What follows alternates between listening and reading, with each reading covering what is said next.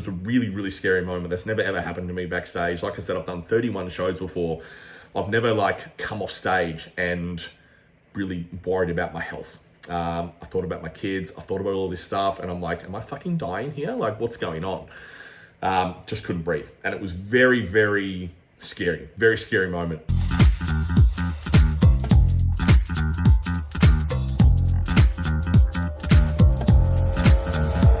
Ladies and gentlemen, welcome back to Life, Business and Bodybuilding. My name is Ryan and I am your host.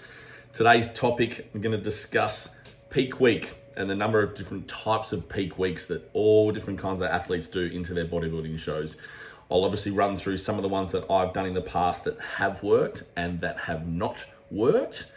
And I guess my go-to method of what I prefer to do these days after doing 31 bodybuilding shows. I've obviously been through 31 peak weeks. Some are the same, some are very different.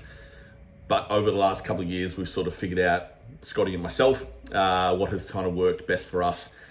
So this is sort of how I'm going to go about it moving forward. I'll obviously then touch on the peak week from hell, so to speak, which is what I went through a couple of weeks ago into the IFBB Victorian state titles. And obviously my reason for pulling out of the Nationals.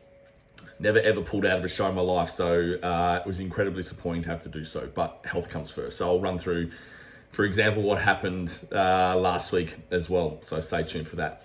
Now, straight into it. There are a number of different styles that you can do for a peak week, but the main thing to remember is you have to be in condition. You have to be lean. You have to be stage ready. No amount of food tweaks or water manipulation or drugs or anything like that is going to fix essentially a fat physique on stage. You need to be in shape. You need to be 6%, 7%, 5%, somewhere in that lower single digit to really have an effect or to really make a peak week work. Now, so many different people try really, really hard into a peak week to try and get that extra 5-10% onto their physique, when in reality you really shouldn't have to do too much. We're not pro athletes here, we're amateur bodybuilders. Less is more. So there are a number of different types of peak weeks essentially that you can do. You can front load, for example, so you can front load carbs at the start of the week. Let's say the show is on a Saturday. You can do a high amount of carbs on a Monday, Tuesday, Wednesday, and then you can taper right back off into the show. This is a really great method. I've tried it a few times before in the past and it has worked well, because essentially you're loading your body up with carbs and then you're giving it time to extract all that extra fluid, for example, out of your body. Obviously, every time you put carbs into your system, when you are depleted, water is following that as well. So you do risk spilling on stage, for example. That's a term we like to use, like spilling over, for example, and you lose that definition. You lose that graininess and separation and vascularity and everything in your body because you've kind of gone too much. You've eaten too much carbs, for example. So the best way to sort of judge that, or if you do a front load, is that you can front load carbs at the start of the week, and then it gives you time, for example, if you have spilled, to push all that out, and then if you need to, you can top up again. I've done this in the past, it has worked well, but I have looked a little flat on stage every time I've done that. One of the other methods that I've liked to use, or that I liked to use in the past, and I have done for the last few shows, is a fat load, all right? So a fat load at the start of the week, which essentially doing that, let's say if the show is again on, say, a Sunday, on a Monday, Tuesday, Wednesday, or even just a Monday, Tuesday, for example, you would go high protein, high fat, next to zero carbs, maybe like 40 grams of carbs or something. So this increases intramuscular triglycerides. Try saying that a number of times. So by doing this, you're depleting all the carbs out of your system, obviously, but by having the high fat, obviously it's a little bit more satiating, because going zero carb throughout the day, like, you just die if you haven't done it before. But it can increase a little bit of fullness into your muscle while you are drying out, if that's the term you can kind of use. And then when you do put those carbs back in, it can contribute to more fullness to obviously present your best package on stage. Now, how this works and how I've done it in the past, I would go, for me personally, again, this is going to be very different for athletes or whatever, with a number of different styles of people who you'd work with. So I would increase my protein a little bit. So let's say throughout my whole prep, my protein would be 300 grams, 280 grams of protein. I would increase that to about 360, 380.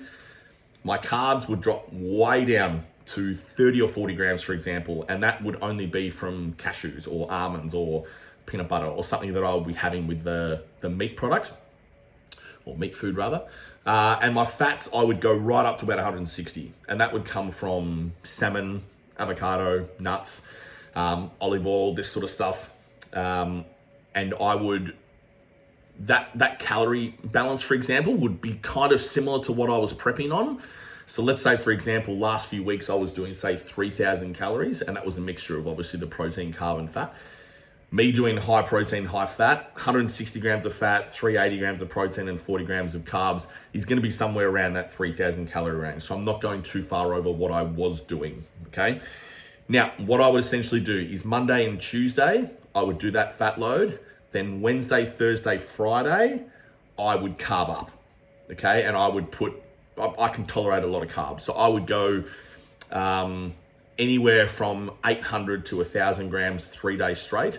And then the day before the show, I would just go back to maintenance, okay? And that, again, gives me time and gives my body a little bit of a chance to kind of ease back. For example, if I have spilled, you know, and I keep posing whatever and checking in with Scotty every sort of few hours or whatever, and we go, hey, look, we need more food. I'll put more food in. If it's one of those things where it's like, hey, you're peaking a bit early, pull the carbs back, just bump the fat up a little bit, for example, and you just hold that position. So it's still going to be very, how do I put it? Very kind of like temperamental every time you kind of go through these little check-in processes, whether you're doing it by yourself or with your coach. Now, as far as like calculating how much carbs you should have in that loading phase, let's say my standard calorie consumption into the last few weeks of the prep was, say, 280 protein. I think I was still on about 340 to 400 grams of carbs, and fat was low at about 50 or so, 50, maybe 60 tops. So usually you would either times the carbs by 2 or 3. This is kind of how I've always done it. So let's say I was on about 350, or 400, I would go to, say, 800 to 1200, anywhere between 8 to 1200. I'd usually stay on the lesser side of that just to be cautious and not go too crazy. So I would do around 800 or 900 on those first few days, see how I look, maybe pull it down to 600, and then the day before the show, just keep it kind of steady at, say, 300. And then you would go perform on Saturday or Sunday, whenever the show is, and do your damage. But at the end of the day, like I said, with peak week, you need to be in condition. You can't just change the body and manipulate the body if you're still fat. I know that sounds really harsh, but that's bodybuilding. That's the sport. If you are not in condition, either the sport's not for you, you cheated, you didn't quite get in there on stage time. But I can't stress this enough. You need to be in condition for any kind of like peak week to really work. Now, any questions on that, feel free to drop a comment below and I'll happily answer as much as I can. Or correct me if I'm wrong, by all means. That's just going off, say, my experience or what I've done in the past and how I've sort of worked with different athletes. Now, my peak week, a couple of weeks ago now, peak week from hell, so to speak. So I had done my fat load and I was in a really, really amazing position to do some damage in the under 102 class. So I jumped out of classic and I jumped into bodybuilding, and I felt I'd make the necessary changes or made the necessary changes to compete with the super heavies or the heavyweights in that class in the 102s. Now, after my fat load on the Monday, Tuesday, I think it was the Tuesday, Wednesday, I had weighed in at 99 kilos. And I messaged Scotty and I said, are we going to be right here? Like, am I going to go over 102? So we were just going to see. So I was 99 and we were going to throw in 1,000 grams of carbs over the next few days and hopefully weigh in at 100 or, 101, for example. The cap was obviously 102. So I'd weigh in at 101, and then keep eating and be about 102 on stage, right at the tip of that mark, but still in the condition that I was. And I was in very, very good condition. I had worked really hard to get myself into that spot. Wednesday night after the fat load, I had one more meal to do. The old chicken and capsicum. Now, my own fault. I'm a fuckwit for doing this. The chicken was about 4 days old. It was cooked, but it was just borderline. And I even remember looking at it and I'm like, do I eat this or not? Surely I'll be fine. So I sunk that. 30 minutes later, stomach just tuned up. And I was like, oh shit.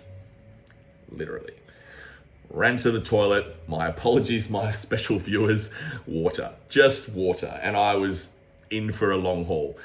About 20 minutes later, back on the toilet, I had the kids here. I yelled out to Hudson. I was like, can you get me a bucket? Hudson would bring a bucket in. So now I've got both ends. Again, I'm sorry, swipe if you don't want to listen. So yeah, I was obviously both ends now and I was not in a good way. So very, very fatigued. And I sort of thought, hopefully this is just a really quick little bug that shines past it really quick and I can get back to doing it. Because the next day was meant to be carb loading. So how am I going to do this? So I'd messaged Scotty and he said, fuck, I'll have to show you the message. And he goes, let's just give it a few hours and see. Don't put too much food in yet and we'll just monitor it. The next morning, I sort of felt okay. And I was like, okay, this is not too bad. So I had the first carb meal. The whole plan was like, let's just stick to plan and just see what the body does. So I threw down 1,000 grams of carbs on that whole day. But that was on the Thursday and it was hell. Again, both ends. I couldn't stop vomiting. I couldn't stop shitting.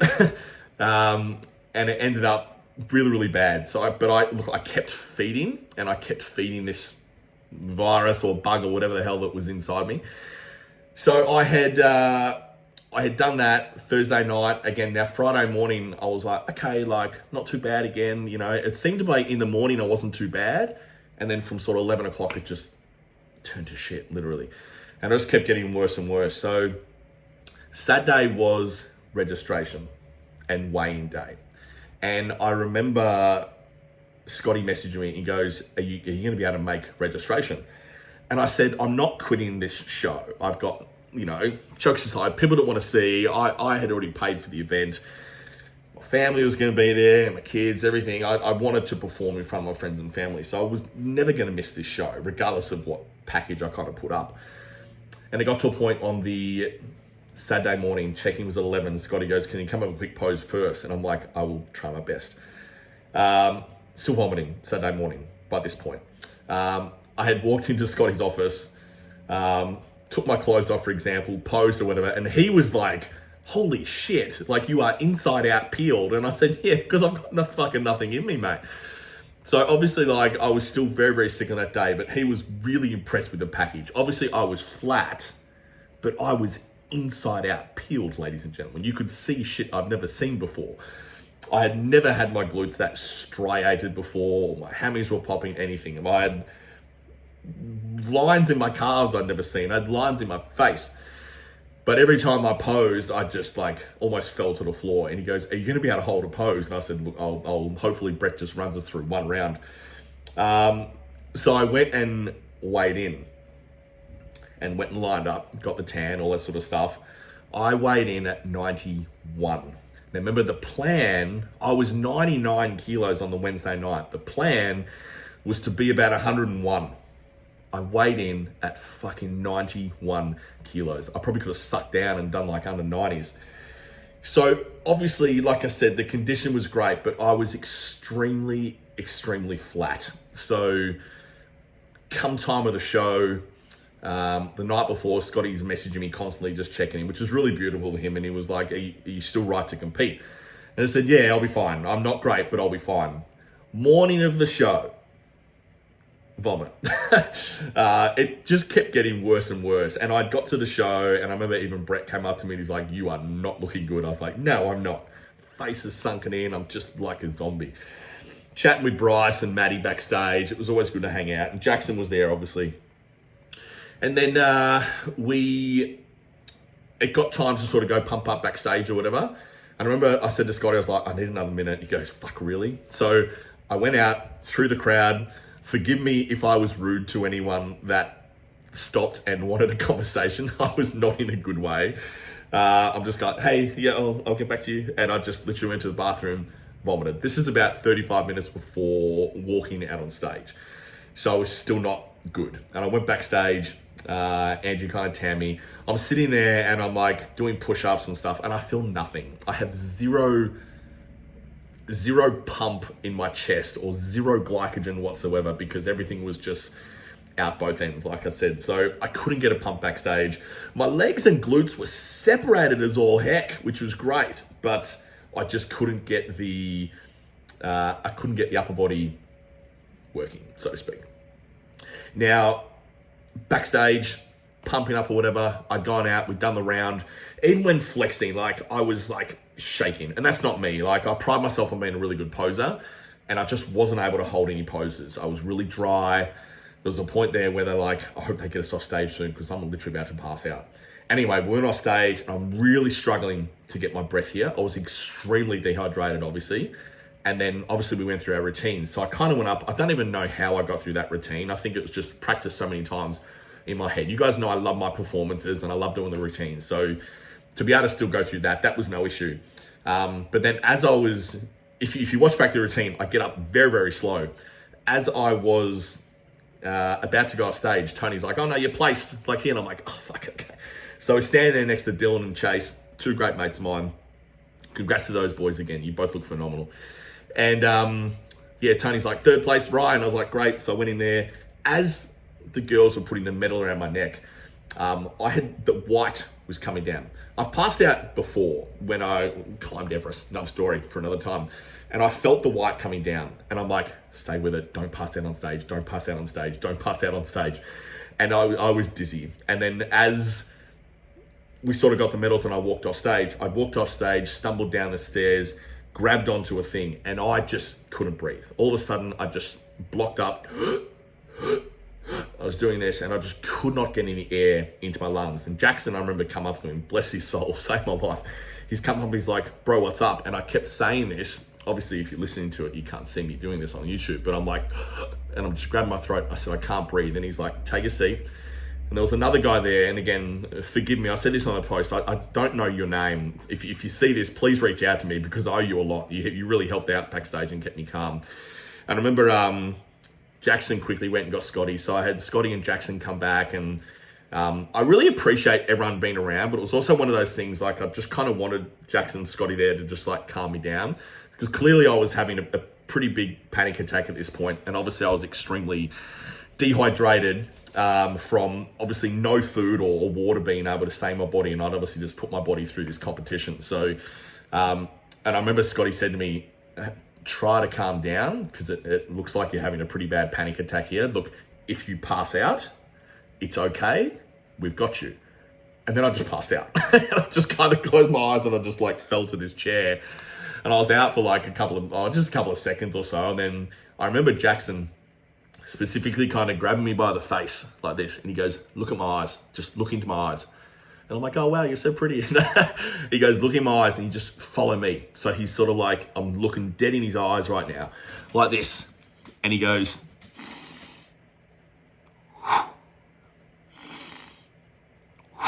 and then as he did that, I took a breath and I was like, oh my God, relief. And then I kept watching him slowly do it. So again, the poise of Jackson at 24, 25 years old to understand what was happening to me backstage. A lot of other people were kind of panicking, putting things on my arm and like trying to get me water or this sort of stuff. And I heard someone in the background saying, don't do that, he might have a heart attack. And I'm like, can you get that guy away from me? So again, Jackson really helped out. Jackson and Scotty really helped out backstage. And by that time, I'd sort of slowly started to get some air back in. And I feel really bad because Jackson and Scotty missed the whole super heavies because they were backstage with me. So you know your people. And this is where I'm in incredible debt to those two because, obviously they wanted to make sure I was safe. And I'm sure they really wanted to watch the super heavies too, but they were making sure I was safe. And I love those two boys from the bottom of my heart for helping me get through that, which was a really, really scary moment. That's never, ever happened to me backstage. Like I said, I've done 31 shows before. I've never come off stage and really worried about my health. I thought about my kids. I thought about all this stuff, and I'm like, am I fucking dying here? Like, what's going on? Just couldn't breathe. And it was very, very scary moment. And I remember Jackson ended up getting back to work because I'd got my breath back and everything, and I was sort of doing all right. I remember Scotty was like, I sort of said, I've just messaged Carly and the kids will come in backstage, and he goes, I'll walk you backstage. And I said, no, I'm fine. He goes, I'll walk you backstage. As I stood up, I fell over again. And he pretty much he caught me and he pretty much carried me backstage. Thanks, Big Scotty. No better arms to fall into than Lord Scott Goebel. As I sort of got backstage and put my clothes on and everything, and I was able to talk to a few people afterwards, and I felt pretty good. Couple of big feeds or whatever. I had made the decision then I'm probably not going to do nationals because I just didn't really feel that great. And I had a good chat to Scotty about it, and got some bloods done. There was a few things there, obviously with the sickness and everything, but I'd only come good, a couple of days ago, which I don't know when I'll release this podcast, but it was a good 2 weeks after the nationals that I was still somewhat vomiting, and it turned out to be not exactly gastro, but just a really, really crazy bacterial infection in my stomach that was just literally eating my insides. And obviously me feeding it with 1,000 grams of carbs every day during that time where I lost 8.5, 9 kilos, it was not a good time. It was not a good time to be. So I had made a decision to call it. I don't think I could have pushed my body that longer for another month to do the nationals. In hindsight, if I guess stepped away from the VIX at that point and maybe did like the Queensland show or the Sydney show, like use that as a qualification, but I was in the moment. I made a call and ended up doing the VIX. When I spoke to Brett after the show, I sort of asked him, I said, what's the feedback? I said, obviously, like, I was fucking dying. And he goes, hands down, most conditioned dude on the day. Like, I've never seen you that condition. I think it was really, really great. And he goes, you were just skinny. So you could tell you lost 9 kilos. Standing next to Chase and Dylan, it would have been really interesting if you had that 9 kilos of fullness. It would have been a really great battle. So, but look, it is what it is. Those boys look great and deserve every part of that first and second place. So unfortunately, I couldn't match it with them this time, but next time I will. The stage isn't going anywhere at all. The stage is always going to be there for me, and I love it, and I will get back to it. But for now, it's time for me to take a bit of a step away. I haven't had an off season in a very long time. Like I said, I've done 31 shows, and I've done, I think, 14 shows in the last 3.5 years, which is a really hectic time. So I think when I made that comeback in end of 22, and it's now 2025, and I've just competed every year and sometimes double seasons. So I need to chill. I need to walk away, get healthy again, focus on some other things in life, and try my hand at some strongman stuff. Who knows, will I do a strongman comp? I don't know. I'm very weak when it comes to strongman stuff, but it's fun training like that, and I just want to give myself a few different experiences and try some different things before I head back on stage. So whether that be, how long till nationals? No, I'm kidding. I'm not going to fucking do nationals. I won't do nationals. I've got some friends and stuff that were doing that, which I'll still be helping out and coaching people into that as well, which is exciting. So I'm still going to be posing, still going to be mucking around. I'm going to do plenty of bodybuilding training and everything, but for now it is time to sort of step away from some competitions for a while and focus on helping some other people. So I appreciate those people that reached out for the concern and the message about my health. It does not go unnoticed, and I know exactly who you are. So thank you so much. But yeah, end of the day, like I said, I'll finish with this. There's a number of different ways you can do peak week. Obviously, don't do what I do and eat fucking 4-day-old chicken. That's just stupid. But study it. Ask questions. Ask your coach. If you're getting a coach into a show, ask the coach what their methods of peak week are. There's obviously some different ways. I find the fat load at the start of the week and then carb loading towards the end of the week works really well. I have also had success with some front loading stuff, like I said at the start. So definitely trial and error. It's the beauty of competing so many times. I encourage people to do shows as often as I can. Sounds ironic because I'm pulling out of the nationals, but I feel I've got my peak week pretty much nailed. I've pretty much nailed the condition the last few times I've hopped on stage. So I know it works for my body, and Scotty and I have found a system that works really well. So I think it's just best to trial and error with your coach, spend time with your coach. Sometimes these things you might not nail on the first show. It doesn't mean you're just gonna go, I'm not gonna work with you anymore, go work with another coach. Then you just gotta go through the same thing. with a different coach. Sometimes it takes time. I've been with Scotty for 5 years now. We've been working together, and we've been like really close mates for 20. So he's my boy, and I'm always going to prep with him. So anyway, I've said enough. Ladies and gentlemen, thank you for joining us. Like, subscribe, share, do whatever you want to do. I appreciate it. Give it a thumbs up. Hope you got a little bit of value out of this and a little bit of entertainment from me coming out of both ends. Lol. Anyway, be safe, keep smiling. Until next time, peace out.